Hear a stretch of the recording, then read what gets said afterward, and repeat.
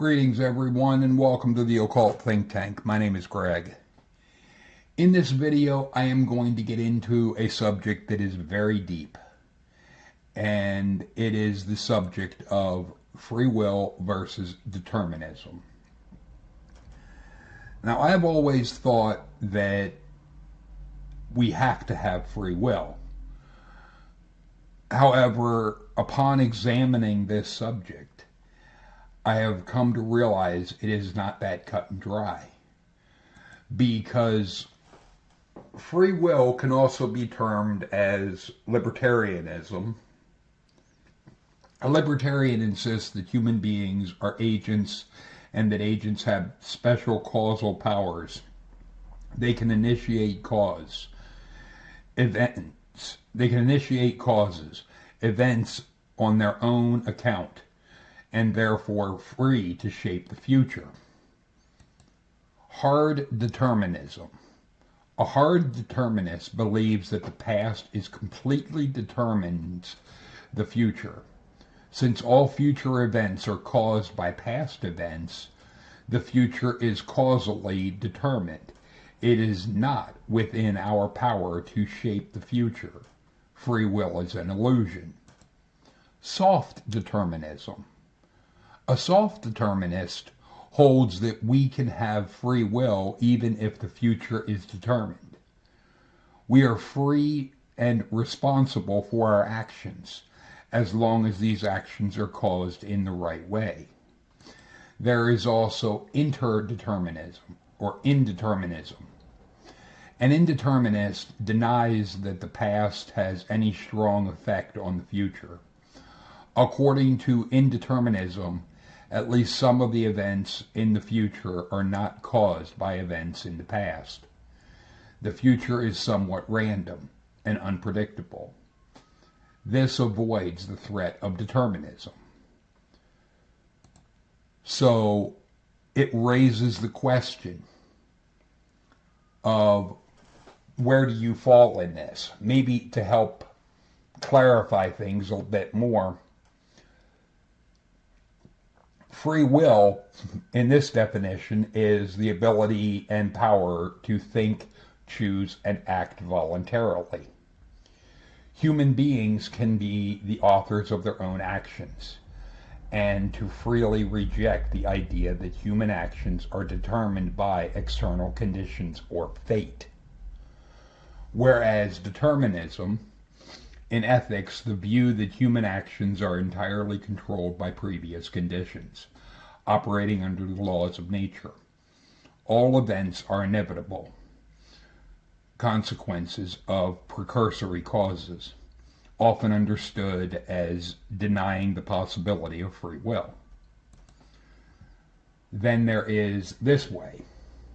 Determinism is the belief that everything, including human thought and behavior, is predetermined by the law of nature, fate, God, evolution, etc. Free will is the belief that we have total control over our own lives. Psychodynamic theory is deterministic because it states that behavior is controlled by the unconscious mind, something we do not have control of. And you cannot be having total control if you're controlled by something that is part of your unconscious mind, which it brings in the problem of what is termed the original sin, because this can also be termed as free will versus predestination, because in this sense, according to the story of Adam and Eve, everything that happened was set up by the character of God. Everything from the planting of the tree, both of them, to putting them there in that place. So everything that happened causatively started with the God. If the God hadn't put both of the trees there, they would not have been able to do something that the God didn't want. But if the God didn't want it, why would it put it there in the first place? Especially if this God is all-knowing, it had to have known by putting the trees there, both of them, which one would be chosen, because of it being all-knowing. Which means it was a setup. That everything that did happen, according in the story, was supposed to happen. Even going with the next chapter of the introduction of the serpent. That is another external force to the Adam and Eve characters that played a role in the events that followed. And that would be something that the God was also in control of. So what you have is, this is all determined beforehand. All they're doing is reacting to the conditions that are around them at that time. And everything we see is the past determines the future. The actions they took at one point determined where things go, cause and effect. So what you have is the idea of free will is actually an illusion. It becomes even more of an illusion when you factor in the idea of an all-knowing God. Free will can seem more plausible when you step outside of religion and you go more toward what is seen as life, the causality of life, the choices that we are given. Like with religion, the choose a door, heaven or hell. But when you mark it like this, no one will logically choose torture. It just won't happen.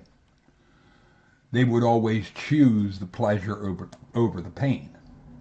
However, if you make it like that, then you don't know which door is going to where. You could think, because of what you saw there, that, okay, I'll just go to the door on the left and I'll be in heaven. But you could open the door and find it's that. That gets into the Schrodinger's cat aspect of which is which. But it all comes down to the thoughts that we have are determined by the things that we have seen or experienced beforehand.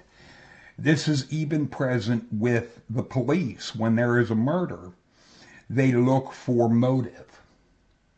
They look for what led to this, cause and effect. It makes me question, do we have free will? Or is free will simply an illusion? That everything in life is determined by genetics, the culture you're born into, the experiences you have growing up? Or is it a type of what would be soft determinism? I'm on the fence as far as free will or soft determinism. A soft determinist holds that we can have free will even if the future is determined. We are free and responsible for our actions as long as these actions are caused in the right way. The thing is, I don't know. This is something I'm looking into, but it's a very deep subject and it gets very complicated because what we have is our society is based on the idea of free will. Everything in our society would completely collapse if you took the idea of free will and threw it away and put in instead the aspect of a hard determinism, because that would mean you're not responsible for anything that you do, because all of the actions that you would take were determined beforehand that you would do it.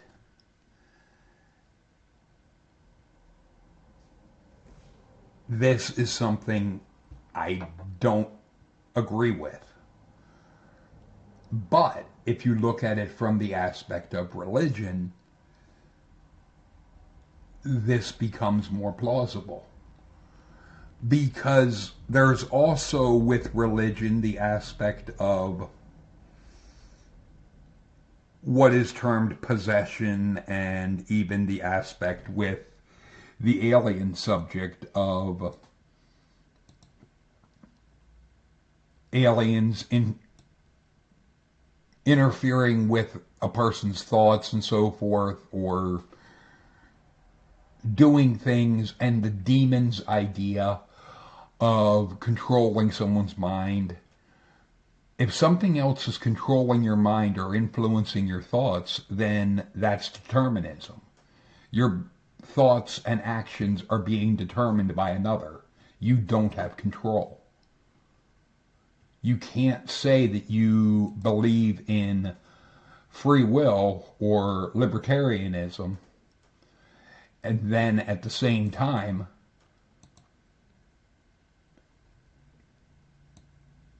espouse a hard determinism philosophy. These two are incompatible. The only way that you could potentially combine determinism with free will is with soft determinism. And that is where it really comes in, is are you going along with what would be hard determinism or soft determinism? You can't have, basically there's the aspect of you can't have it both ways.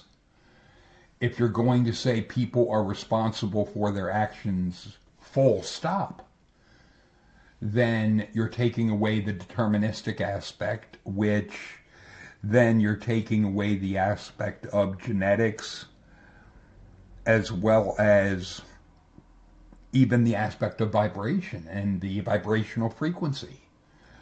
Because what about the possibility of somebody that the vibrational frequency is related to your mental state, and people that have a mental disorder wouldn't be able, they would be physically unable to get their thoughts and so forth into a place that would make it possible for them to vibrate at a higher frequency. So they are unable, because of physical or biological conditions that they had no control over. They can't do this ascending because their physical body is prohibiting them from being able to do that, like with suffering, for people that suffer from depression, clinical depression, that is a condition that they have regardless of what's going on in their life. They're still feeling depression. There are ways and drugs that we have in our society now that can treat this. However, I have concerns regarding the use of drugs to alter a person's mind, because then it raises the question, who's in control? Are they in control, or is the drug in control? It goes back to when I tried taking Chantix in order to quit smoking. And the Chantix turned me into a monster. It turned me into somebody that I naturally, without the drug, that I'm not. Because it almost broke up me and my girlfriend when I was on that, because she said I became downright mean. I'm not mean. And that when I came home at one point and had said to her about, I had a wave of suicidal thoughts come literally out of nowhere. She flushed the pills that I had down the toilet. And that's it, no more. And I was fine with that. And within a few days, I was back to being myself. The thing is, when you have a drug like that, an SSRI drug, and it alters the mind that much, it raises the question, if a person takes an action at that time, when they're under the influence of that drug that has altered their mind, like Chantix altered mine, or Zoloft, Paxil, so forth. What if some of these school shootings, or a lot of them, were perpetrated by, and the evidence does point this way, that the shooters were being treated with these SSRI drugs? Who was in control? Who was pulling the trigger, to use that term? Physically it was them, but who was in control of them? Were they in control, or were the drugs? And if the drugs were in control, I contend you're talking hard determinism, because they had no control over what they were doing. They were being completely controlled by the events of that drug in their system. This gets very complicated. And if there is to use another aspect of the heaven or hell type of thing, if somebody is under the effect of an SSRI drug and they take an action, is it moral to torture them forever because of actions that were taken while they were under the effect of a drug that altered their mind? Or what if somebody was like a Richard Kuklinski, that because of the genetics that they were born with, and the childhood that they had, became a sociopath? Or, yeah, because I think psychopaths are born, sociopaths are made.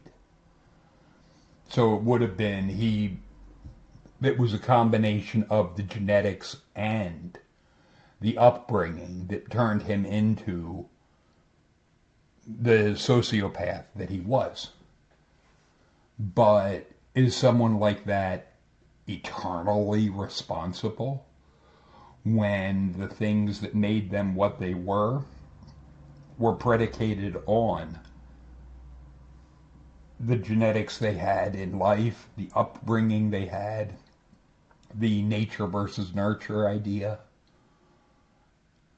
There's far more to this than just the cut and dry, you made the choice, that's all there is. Because what caused the choice to be possible, to be even made? It gets very deep, and I'm not trying to say in this that I'm giving even a full analysis of the subject of predestination versus, or the free will versus determinism. But it is something that I'm curious. I'm going to be looking into it more. However, when you factor in everything with the God notion and religion, I don't think we can dismiss determinism as quickly as like I may like or the society may like. Because our society is based on the idea that you are responsible for your actions. Even though when the police are looking at like a murder, they look for what was the motive, what caused this event to happen, which is a cause and effect or a determinism type of line of thought. So it does seem incompatible that you can say, in one hand, you're looking at personal responsibility. On the other hand, you're looking at a deterministic cause and effect. This leads to that type of thing. Because if this leads to that, then the choices you made were all based on the situations that you were seeing at that time. I don't know. Feel free to leave your thoughts and comments in the comment section. Talk to you later, people.